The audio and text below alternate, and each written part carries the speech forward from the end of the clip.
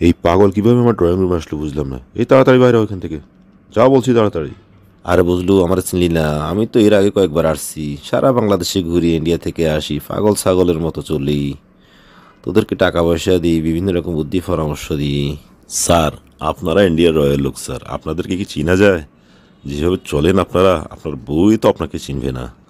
তাছাড়া যেভাবে ভাষা শিখেছেন, নোয়াখালী, ঢাকা, সিলেট সব অঞ্চলের ভাষায় জানেন, আমি তো এইসব ভাষা জানি না স্যার।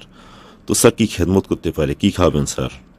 বুঝলু, এখানে বয়, খাওয়ার সময় নেই, তোর সাথে গুরুত্বপূর্ণ কথা আছে, বয়। জি স্যার, বলেন স্যার, আপনার অপেক্ষায় ছিলাম।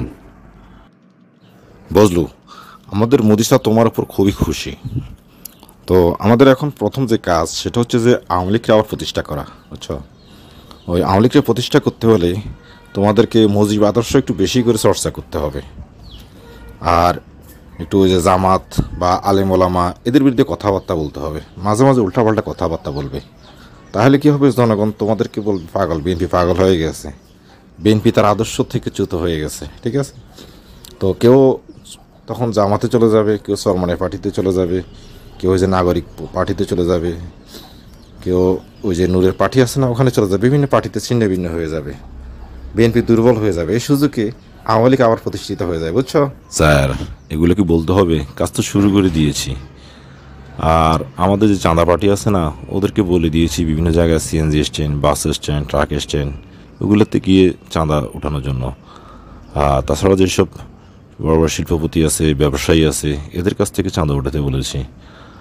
আর আপনারা শুধু আমাদের দিকে একটু খেয়াল রাখবেন, আর আমাদেরকে একটু খরচ বরচ একটু বাড়িয়ে দেবেন, তাহলে চলবে স্যার। বুঝলু, টাকা পয়সার বিষয় নিয়ে তুই চিন্তা করবি না, টাকা পয়সা যা লাগে আমরা দিব, আমাদের টাকার সমস্যা নেই। আমাদের বিশাল একটা বাজেট আছে এটার জন্য, বুঝছো? তো আমাদের মিশনটা সাকসেস করতে হবে। আর টাকা পয়সা তোমার ফেলারও কিছু দিবে, বুঝছো? আর তোদের মধ্যে যেসব ভারত অ্যান্টি নেতাটা আছে না, ওদেরকেও কনভিন্স করার চেষ্টা করবে, ঠিক আছে?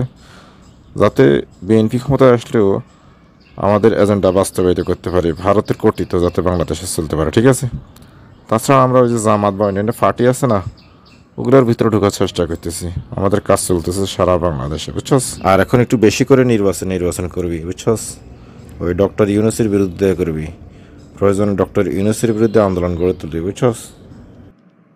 স্যার, সব কিছু বুঝেছি, মেইন কথা হচ্ছে বাংলাদেশে ভারতের এজেন্ডা বাস্তবায়ন করতে হবে স্যার। এটা কি আর বলতে হয় স্যার?